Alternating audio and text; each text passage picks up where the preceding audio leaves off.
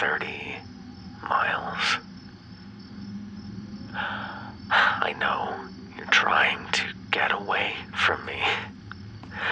I know you're on the move.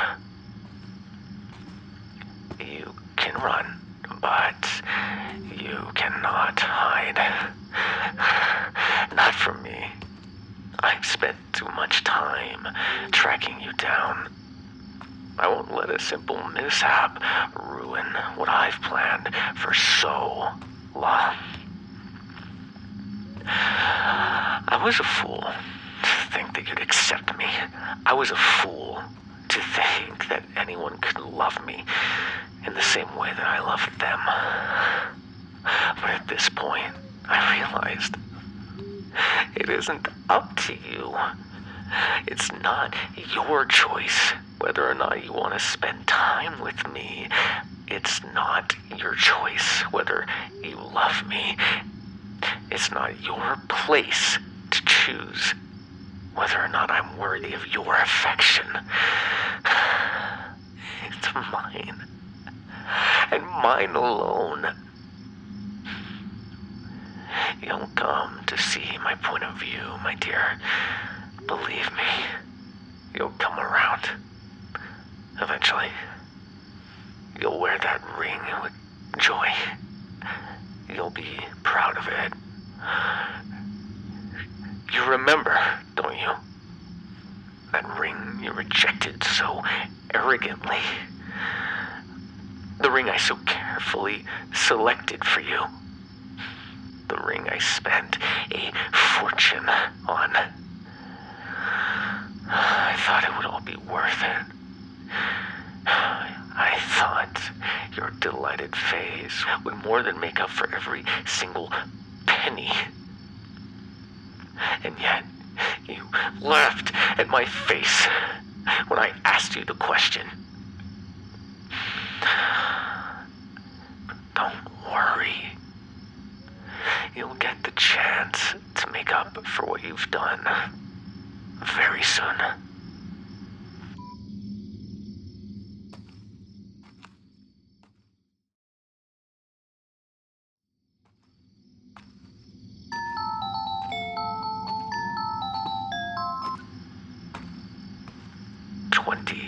Miles.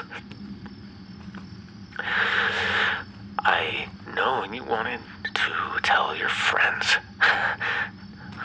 Too bad they never got the message.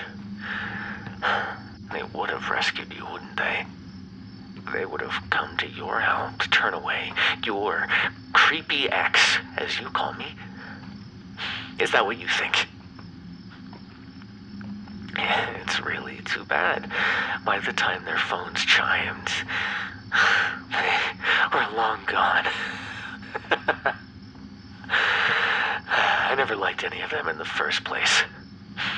Not when we met, not after you broke my heart into a million pieces. I don't think it's cruel to admit this. After all, it went both ways. I still remember the look on your best friend's face when I first approached you. Like I was disgusting, sickening, hideous even.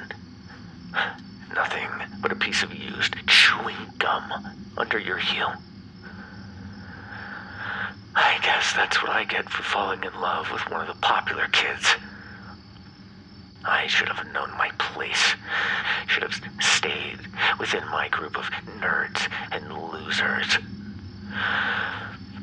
How childish your friends were.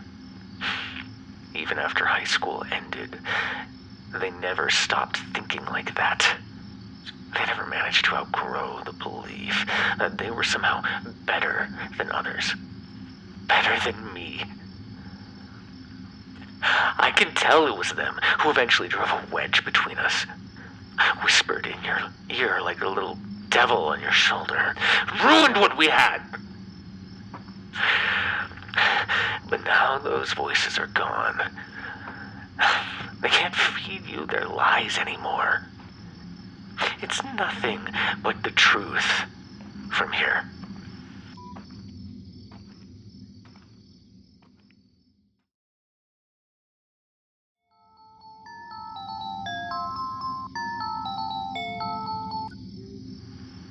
Miles.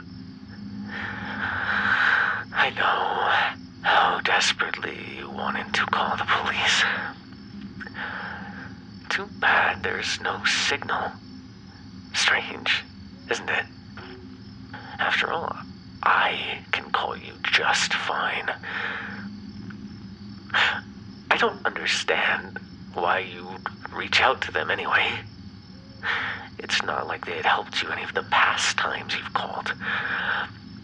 They determined I am non-threatening. Harmless, really. You didn't even get that restraining order you begged them for. I may be blinded by love, but I can see how much you've tried to push me away. How often you've tried to get rid of me. How your love for me has slowly turned into hate. Believe me, it was hard to accept this at first.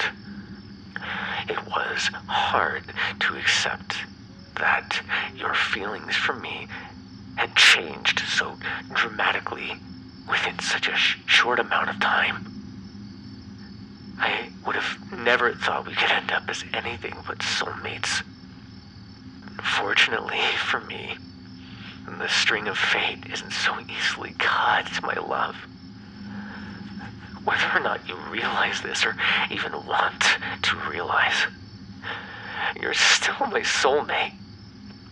Nothing can change that. Even if the police were to lock me away forever, you can't escape your destiny. You cannot change what's predetermined.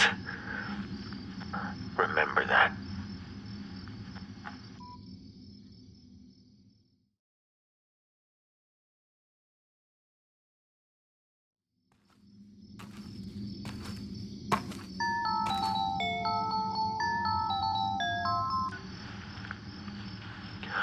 $5 miles.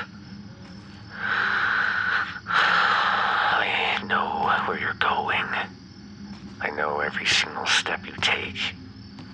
Every time you change paths. You think you're so smart, don't you? Turning off your location devices. Turning off your location services, changing directions seemingly at random. You forgot that I know you better than you think, my love. Even if I didn't have the capabilities of tracking your every step, your every movement, I know you well enough to predict your next thought so precisely.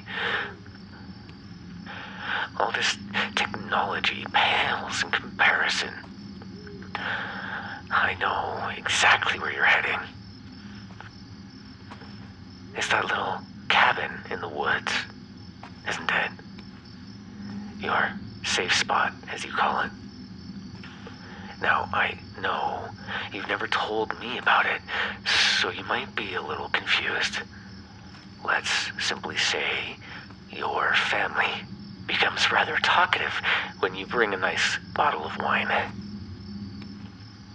I know all about your hiding place. Not just its location, but also all the heartwarming stories that are attached to it. How you ran off to it whenever you were angry as a child. How you used it as a young teenager to seek shelter from your own home when your parents wouldn't stop fighting once again. How you begged your father not to sell the cabin when the rest of your childhood home was to be put up for sale. And how you still go there on occasion whenever you feel the need for some safety, some security. The warmth of the fireplace and the hug of some old blankets that kept you warm as a child. Only those last parts I didn't hear from your family. I saw it with my own two eyes. did you? That I followed you there, time and time again. I took great care not to be noticed by you, after all. I made sure to hide in the bushes, away from the lights. Stayed outside all night long in the freezing cold. And all that, just to make sure that you're safe. Safe alone at night in the big forest. I was worried about you, you see. Because whether or not you look at me with so much hate in your eyes, I care about you.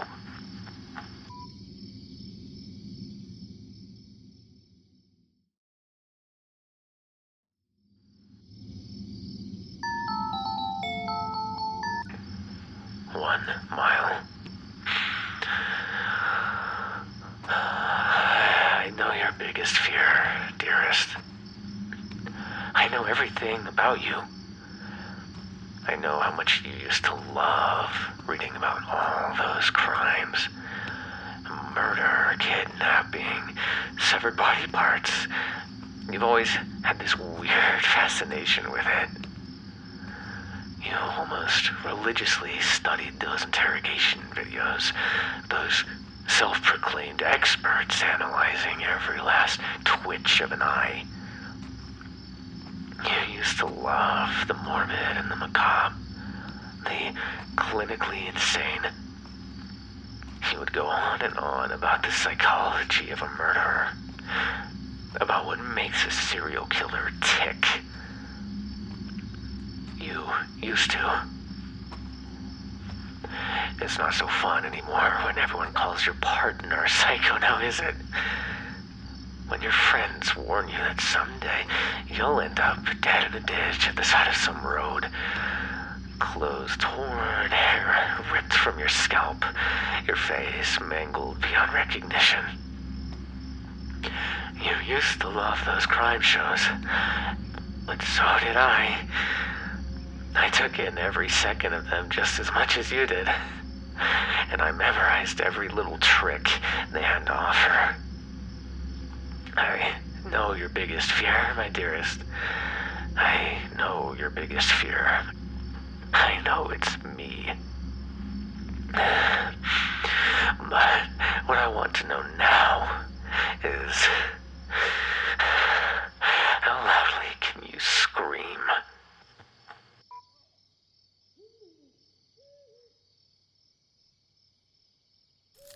Hello, darling. So good to see you again.